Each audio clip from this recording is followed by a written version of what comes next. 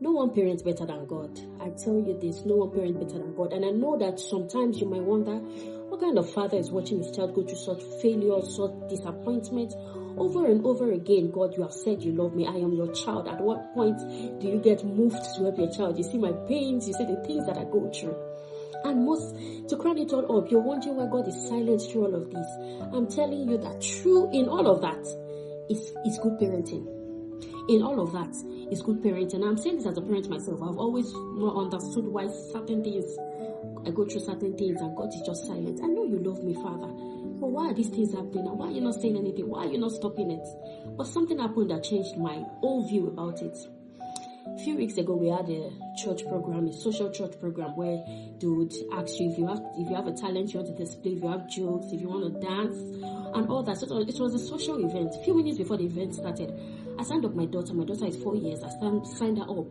I didn't know, we had not rehearsed anything. But in that moment, I knew that it is not enough to keep telling her to say, oh, I am strong, I am bold, I am courageous.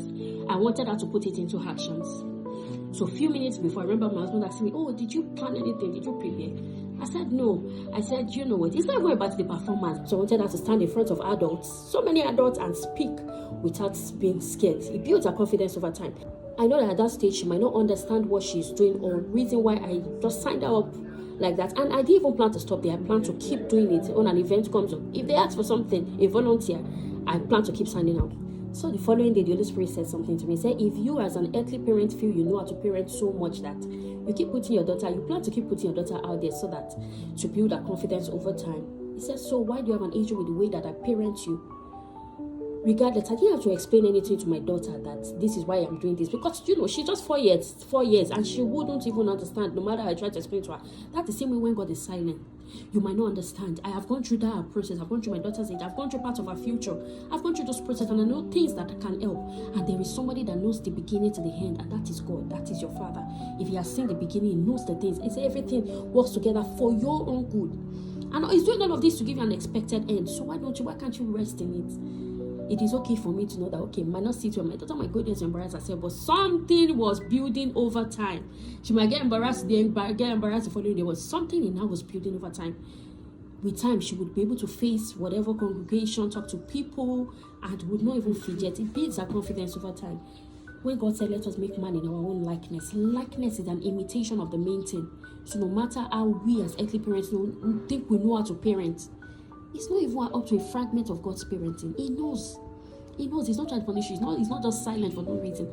But I mean, what would my explanation have done for a 4-year-old? She wouldn't still understand. That is the same way with you. No matter how much explanation God gives to you, you might not understand now. But with time, at insight, you would understand why He did certain things that's doing. He's not trying to punish you. I'm not trying to punish my daughter for doing that. He's not trying to punish you. So you see, in those failures, in those disappointments, something is building up. Something is building up over time. And just rest in the assurance that there is one who knows the beginning to the end. And that person is your Father. Do you know what privilege that is? That your Father is the one who has seen the beginning to the end. That is a leverage. That is a leverage that you should live on. That you trust that He has seen the beginning, He has seen the end. You should know that your hands is in good hands. You should know that your life is in good hands. Have a nice day.